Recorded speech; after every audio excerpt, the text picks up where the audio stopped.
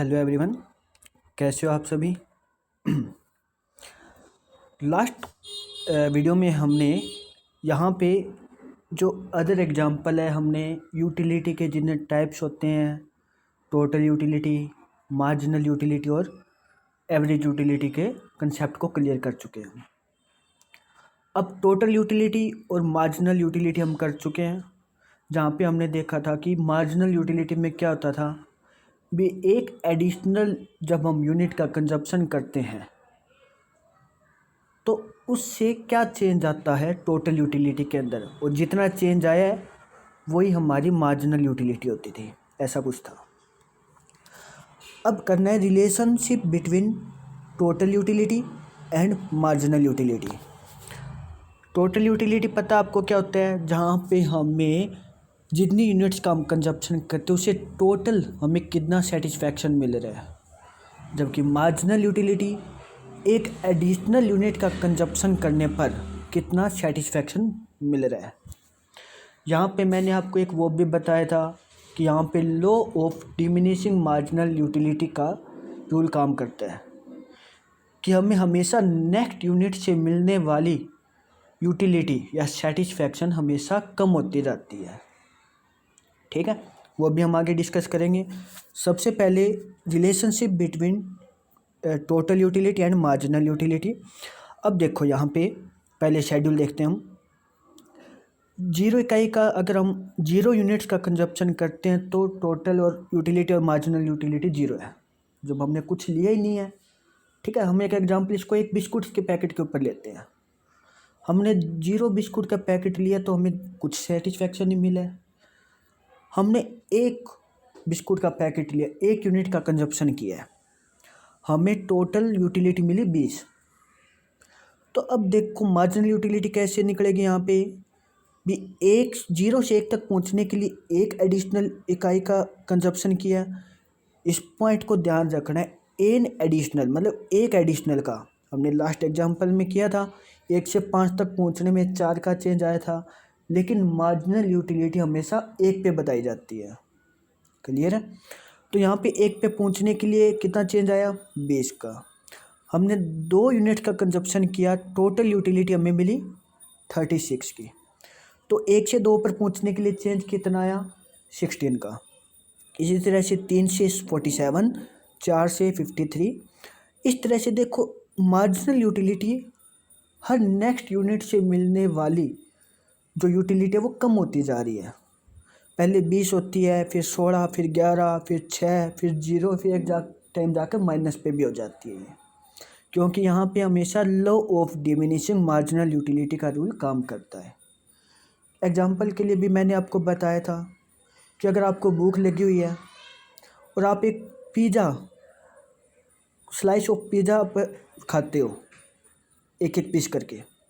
पहले एक बिल्कुल मतलब भूख लगी हुई और आपने एक पिज़्ज़ा का स्लाइस खाया आपने, ठीक है, तो आपको ज़्यादा सेटिस्फैक्शन मिलेगी क्योंकि भूख लगी हुई थी, इसलिए ज़्यादा सेटिस्फैक्शन मिलेगी। फिर आपने दूसरा पीस उठाया पिज़्ज़ा का, तो उससे मिलने वाली सेटिस्फैक्शन पहले के इक्वल नहीं होगी बल्कि कम होगी, क्योंकि कुछ ना कुछ तो हमारी भूख शांत हो चुकी है। इसी तरह से तीसरा पीस उठाओगे तो उससे और कम होएगी, दूसरे से भी कम होएगी। इस तरह से जा कर के एक टाइम आपका पेट भर जाएगा। तो जब आप नेक्स्ट पीस को उठाओगे पिज़्ज़ा के, तो उस टाइम आपको बिल्कुल भी सेटिस्फैक्शन नहीं मिलेगा।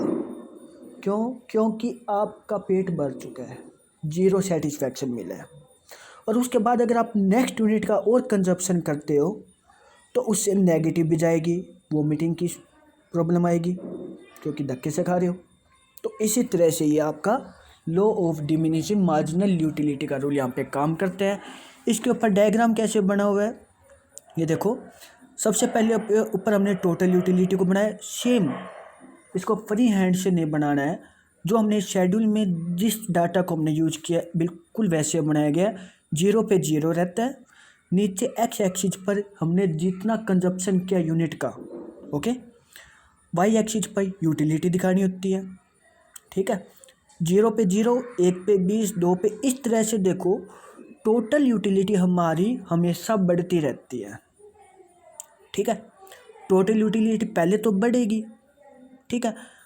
एक टाइम ऐसा भी आएगा जो वह मैक्सिमम हो जाएगी कि मान लो हमने 5, देखो 4 हम अगर पिज़्ज़ा के पीसेज खाते हैं तो हमें 53 की सेटिस्फैक्शन मिलती है। 5वां पीस उठाते हैं तो भी इतनी ही मिली है, क्योंकि इस यूनिट से हमें कोई सेटिस्फैक्शन मिला है तो 5 से भी उतनी ही टोटल यूटिलिटी होगी। 6 से क्या होगा, नेक्स्ट वोमिटिंग, तो माइनस हो जाएगी, सेटिस्फैक्शन से भी नीचे की तरफ चल जाएंगे हम। तो इस तरह से देखो 4 यूनिट और 5th यूनिट पे आपका 53 शो कर रहा है, ये आपकी मैक्सिमम सेटिस्फैक्शन है। उसके बाद आपका टोटल यूटिलिटी नीचे गिरना शुरू हो जाता है, ठीक है। पहले बढ़ता है, फिर मैक्सिमम हो जाता है, और फिर क्या है, नीचे की तरफ कम होने शुरू हो जाते हैं। नीचे हमने मार्जिनल यूटिलिटी बनाई है, वही सेम 1 पे 20 मिलती है, 2 पे 16। इस तरह से मार्जिनल यूटिलिटी आप देखो ऊपर से नीचे की तरफ आ रही है, ऊपर से नीचे की तरफ आ रही है।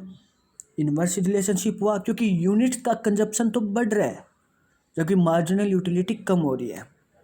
मार्जिनल यूटिलिटी आपकी नेगेटिव भी जा सकती है और शून्य भी हो सकती है, इस बात का ध्यान रखना है। जबकि टोटल यूटिलिटी आपकी कभी भी शून्य नहीं होगी। ओके, वो हम आगे कंसेप्ट को क्लियर करते रहेंगे।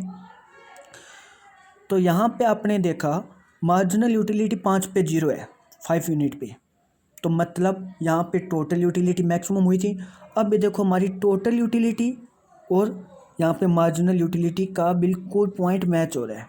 वहाँ पे मैक्सिमम टोटल यूटिलिटी हो चुकी है, यहाँ पे मार्जिनल यूटिलिटी 0 हो चुकी है, और नेक्स्ट यूनिट से मिलने वाली मार्जिनल यूटिलिटी माइनस में चली जाती है। क्लियर है, तो ये माइनस में भी आ चुकी है, ठीक है। तो मार्जिनल यूटिलिटी डिक्रीज होती है पहले, आफ्टर सम टाइम शून्य, and after some time minus, ठीक है। अब मैंने आपको जो एक पिज़्ज़ा का एग्जांपल दिया है वो ऐसा नहीं है कि एक पीस आपने आज खाया है, एक पीस आप कल खा रहे हो, एक पीस नेक्स्ट टाइम खा रहे हो, ऐसा नहीं है। जब तो सेम ही सेटिस्फैक्शन रहने वाला है। At a point of time भी आज अगर अभी आप खा रहे हो तो अभी ही देखनी है भी आप सारे पीसेस को खाने के बाद कितना सेटिस्फैक्शन मिला है at a point of time. Okay, अब इसमें देखो रिलेशनशिप आपको क्या बतानी है। First point, in the above diagram TU stands for total utility होती है and MU stands for marginal utility होती है। क्लियर है। When MU falls but remain positive, जब MU गिरती है, शेड्यूल में देखो MU जब गिरती है नीचे लेकिन पॉजिटिव रहती है, then TU increase this point is called positive MU। जब TU बढ़ती है, जब MU क्या होती है, गिरती है, हाँ MU तो हमेशा ही गिरेगी आपकी ज़्यादातर, MU मार्जिनल यूटिलिटी, जब ये आपकी MU गिरती है तो टोटल यूटिलिटी बढ़ती है, लेकिन MU पॉजिटिव होनी चाहिए उस टाइम, टोटल यूटिलिटी बढ़ेगी, ये क्या होता है पॉजिटिव MU। नेक्स्ट, जब MU 0 हो जाती है तो आपका TU क्या हो जाता है, मैक्सिमम हो जाता है, क्योंकि इस यूनिट से हमें कोई सेटिस्फैक्शन नहीं मिला है तो TU में भी कोई चेंज नहीं आएगा, वो कहलाएगी आपकी 0 MU। और जब MU कम तो अभी भी हो रही है लेकिन नेगेटिव की तरफ जा रही है, MU इज नेगेटिव, देन जब नेगेटिव में जाने लग जाती है, माइनस में जाने लग जाती है तो TU आपकी गिरनी शुरू हो जाती है, तो इस पॉइंट को हम नेगेटिव MU कहते हैं। ये रिलेशनशिप है 4 पॉइंट, इनको रटना नहीं है, पॉइंट को समझना है। आपकी रिलेशनशिप आके बहुत आने वाले हैं, TU MU आगे जैसे कि हम TC MC TR MR TR AR बहुत ऐसा कुछ आने वाले। पॉइंट को समझना है कि क्या होने वाला है इसमें। MU जब आपकी गिरती है लेकिन पॉजिटिव में है तो TU बढ़ेगी, लेकिन जब MU नेगेटिव में चल जाती है तो TU भी घटनी शुरू हो जाएगी, और जब MU 0 रहती है तो TU मैक्सिमम रहेगी। कंसेप्ट यही रहेगा, बस पॉइंट चेंज होने वाले हैं, कंसेप्ट यही रहेगा। ओके, तो ये था हमारा relationship between TU and MU। Clear है। उसके बाद आता है आपका law of diminishing marginal utility. ये आपका A ग्रेड का क्वेश्चन है और आपको हो सकता है किसी ना किसी कोड में आपको ये मिल भी सकता है, तो इस क्वेश्चन को आप ध्यान से समझना है। क्योंकि यही वो रूल है जो आपके इस यूटिलिटी में काम कर रहा है। क्लियर है?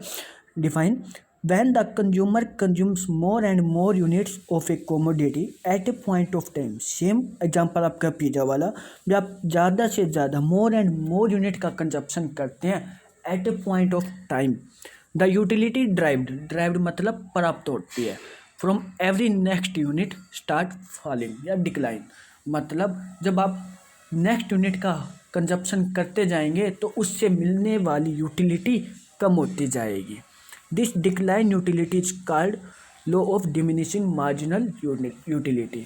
मतलब ये जो गिर रही यूटिलिटी जो नीचे गिर रही है इसको हम law of marginal diminishing marginal utility कहते हैं। क्लियर है? अब देखो सेम हम एक जो आपका पीछे हमने शेड्यूल बनाया था उसमें हम एमयू जो किया था वही सेम है।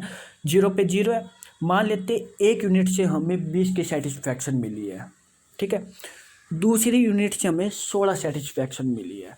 दूसरी यूनिट मतलब उस एक को छोड़कर नेक्स्ट यूनिट से, यहाँ पे दूसरी यूनिट का मतलब टोटल 2 नहीं है, मतलब दूसरी एक को छोड़कर अगली यूनिट से। तीसरी यूनिट से हमें 11, मतलब वही पिज़्ज़ा वाला एग्जांपल ले लेते हैं। तीसरे पिज़्ज़ा से हमें 11 का सेटिस्फैक्शन मिला है। चौथे पीस से हमें 6 का सेटिस्फैक्शन मिला है। पाँचवें पीस से हमें कुछ सेटिस्फैक्शन नहीं मिला है क्योंकि हमारा पेट भर चुका है। यहाँ पे हमें 0 सेटिस्फैक्शन मिला है। और नेक्स्ट जब हम छठा पीस उठाते हैं तो वो नेगेटिव भी लेकर जाता है क्योंकि वहाँ पे वोमिटिंग की प्रॉब्लम हो सकती है। क्लियर है? इसको डायग्राम से दिखाया गया है। ये देखो सेम वही एमयू का डायग्राम है। क्लियर है? इसमें कुछ अजम्पशन काम करते हैं। अजम्पशन होती है शर्त, मतलब ये शर्त होनी बहुत ज़रूरी है तभी ये रूल काम करेगा। फर्स्ट, कंजप्शन इज कंटिन्यूज, मतलब इस point at a point of time. मतलब अब अगर आप पिज़्ज़ा को खा रहे हो तो ऐसा नहीं एक पिज़्ज़ा अब एक पीस को आप अब खा रहे हो, एक पीस को आप 2 घंटे बाद खा रहे हो, ऐसे में ये रूल काम नहीं करेगा क्योंकि 2 घंटे बाद तो आपको और भूख लग जाएगी।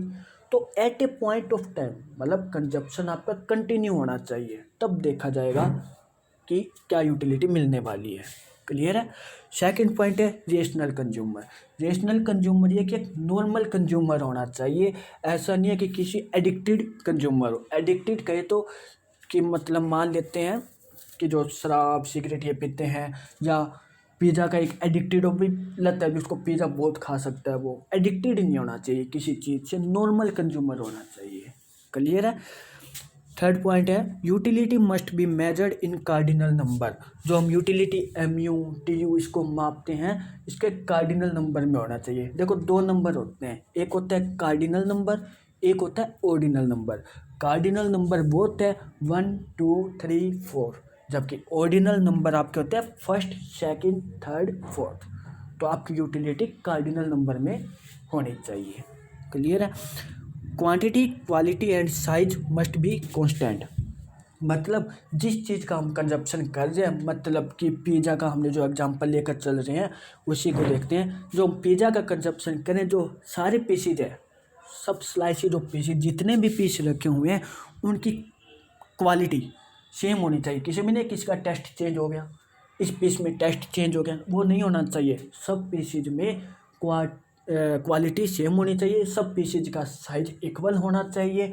ऐसा नहीं है भी साइज किसी का बड़ा आ जाता है किसी का छोटा आ जाएगा, सेम साइज सेम क्वालिटी के होने चाहिए। क्लियर है? तो ये अजम्पशन होनी चाहिए आपकी, ये शर्त होती है तभी आपका law of diminishing marginal utility काम करेगा। ठीक है?